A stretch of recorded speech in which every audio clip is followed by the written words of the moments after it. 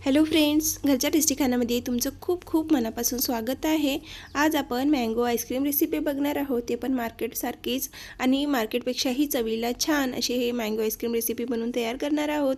यामध्ये आपण कोणताही केमिकल पावडर किंवा केमिकल लिक्विड वापरणार नाही। एकदम सोप्या पद्धतीनं पण चवीला अप्रतिम अशी मँगो रेसिपी बनवून तयार करणार आहोत मँगो आईस्क्रीम। तर त्यासाठी सगळ्यात आधी तर एक आंबा घ्यायचा आहे, छान मोठ्या साईजचा आंबा घ्यायचा आहे। त्याला व्यवस्थित धुवून घ्यायचं आहे। धुवून घेतल्यानंतर सोलून घ्यायचं आहे। आंब्यावरची पूर्ण साल काढून घ्यायची आपल्याला। आंब्यावर अजिबात साल ठेवायची नाही, म्हणजे आपल्याला आईस्क्रीममध्ये एकदम क्रीमी असा टेक्स्चर आला पाहिजे। त्यासाठी आंब्यावरची साल व्यवस्थित काढून घ्यायची आहे। आंब्यावरची साल काढून घेतल्यानंतर त्याला कट्स लावून घ्यायचा आहे आणि मिक्सरच्या पॉटमध्ये ॲड करून घ्यायचं आहे। हवं तर तुम्ही आंब्याला कट करून सुद्धा त्यावरचं पल्प काढून घेऊ शकता, पण मी आंब्यावरला व्यवस्थित सोलून घेतलेला आहे। सोलून घेतल्यानंतर अशा प्रकारे त्यावरचा गर काढून घेतलेला आहे। मिक्सरच्या पॉटमध्ये ॲड करून त्याला मिक्सरला लावून घेणार आहे। तर मिक्सरला लावून घेतल्यानंतर छान अशी क्रीमी पल्प तयार होतो आणि तो पल्प आपल्याला आईस्क्रीममध्ये वापरायचा आहे। तर इथे आंबा व्यवस्थित कट करून झाल्यानंतर मिक्सरला लावून पल्प तयार करून घेतलेला आहे आंब्याचा। तर आपला पल्प इथे तयार झालेला आहे। लगेच आपण इकडे आईस्क्रीमसाठी क्रीम तयार करून घेऊया। तर इथे मी एक मोठा बाउल घेतलेला आहे, त्यामध्ये 1 कप इतकी व्हिपिंग क्रीम घेतलेली आहे। जी आपण आईस्क्रीमसाठी वापरतो की नाही तीच ही क्रीम आहे। तरी ते मी 1 कप इतकी व्हिपिंग क्रीम घेतलेली आहे।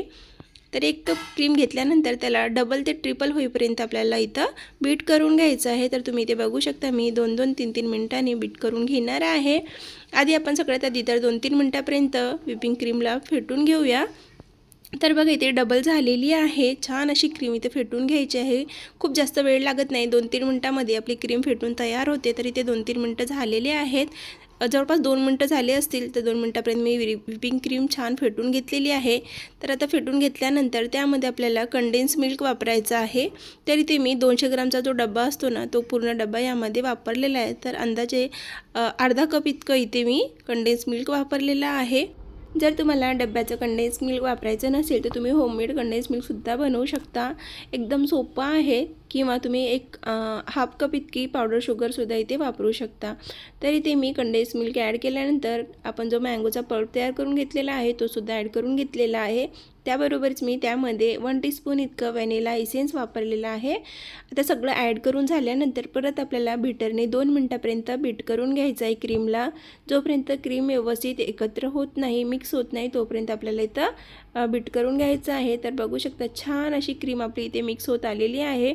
परत 1 मिनिटापर्यंत आपण याला मिक्स करून घेऊया आणि व्यवस्थित पूर्ण मिक्स झाली की क्रीमी टेक्स्चर येतो आणि क्रीम खायला खूप छान लागते। पूर्ण फ्लेवर एकत्र होतात, त्यासाठी ते आपल्याला 2 मिनिटापर्यंत पूर्ण क्रीम फेटून घ्यायची आहे। फेटून घेतल्यानंतर आता आपल्याला परत स्पॅच्युलाने एकजीव करून घ्यायचं आहे, व्यवस्थित क्रीमला मिक्स करून घ्यायचं आहे। आपली क्रीम इथे सेट होण्यासाठी तयार झालेली आहे। आता आपल्याला ही क्रीम एका कंटेनरमध्ये ॲड करून सेट होण्यासाठी ठेवायचं आहे। तर माझ्याकडे एक प्लॅस्टिकचा कंटेनर होता, त्यामध्ये मी हे सेट करून घेणार आहे। तुमच्याकडे जो कंटेनर अवेलेबल आहे, जर काचेचा असेल तर तुम्ही काचेचा वापरा, किंवा नसेल तर प्लॅस्टिकचा असेल तरीही चालेल। तर अशा प्रकारे एक मोठ्या साईजचा कंटेनर घेतलेला आहे मी, त्यामध्ये पूर्ण क्रीम ॲड करून घेतली आहे। क्रीम ॲड केल्यानंतर आपल्याला 8 तासासाठी किंवा ओव्हरनाईट आपल्याला हे सेट होण्यासाठी ठेवायचं आहे। तरी ते मी पूर्ण क्रीम ॲड केल्यानंतर व्यवस्थित स्पॅच्युलाने स्प्रेड करून घेत आहे। एक लेवलमध्ये करून घेत आहे क्रीमला। व्यवस्थित क्रीम स्प्रेड करून झाल्यानंतर झाकण लावायचं आहे आणि 8 तासासाठी आपल्याला हे फ्रीजमध्ये ठेवायचं आहे। तरी हे मी ओव्हरनाईटसाठी फ्रीजमध्ये ठेवलेलं होतं। बघू शकता खूप छान अशी आपली इथे क्रीम बनवून तयार झालेली आहे। तर आता काय करायचं, पूर्ण क्रीम व्यवस्थित स्प्रेड करून झाल्यानंतर माझ्याकडे थोडीशी डब्यामध्ये ना व्हाईट क्रीम होती म्हणजे थोडीशी राहिलेली होती त्यामध्ये। तर त्याच्यावरचे डॉट डॉट मी यामध्ये टाकून घेतलेला आहे आणि चम्मचने व्यवस्थित असंच फिरवून घेणार आहे। वेस्ट जाण्यापेक्षा मी यावर टाकून घेतलेला आहे। दिसायला पण छान दिसत होती, झाल्यानंतर क्रीम जेव्हा सेट झाली होती त्यावेळेला छान दिसत होती। तर अशा प्रकारे ते मी टाकून घेतलेलं आहे। वरून भरपूर सारे ड्रायफ्रूट्स ॲड करा तुमच्या आवडीप्रमाणे। तरी ते मी पिस्ता ॲड केलेले आहे, बारीक बारीक कट करून घेतलेलं होतं, ते वरून ॲड करून घेतलं आहे। भरपूर सारं ॲड करा, छान लागते मँगो आईस्क्रीम पिस्ता फ्लेवर। ज्यावेळेला आपण मँगो आईस्क्रीमचा बाईट घेतो ना, त्यावेळेला तोंडामध्ये जो क्रंच येतो पिस्त्याचा, तो चवीला खूप अप्रतिम लागतो. त्यासाठी भरपूर सारं पिस्ता यामध्ये बारीक कट करून ॲड करा. वरून गार्निशिंग करून घ्या केसरची. केसरने खूप छान असा फ्लेवर येतो आईस्क्रीममध्ये. त्यासाठी भरपूर सारा केसरसुद्धा ॲड करून घेतलेला आहे. आता सेट होण्यासाठी आपल्याला हा डब्बा फ्रीजमध्ये ठेवायचा आहे, फ्रीझरमध्ये ठेवायचा आहे. तुम्ही ओव्हरनाईट ठेवा किंवा 8 ते 10 तासासाठी ठेवा.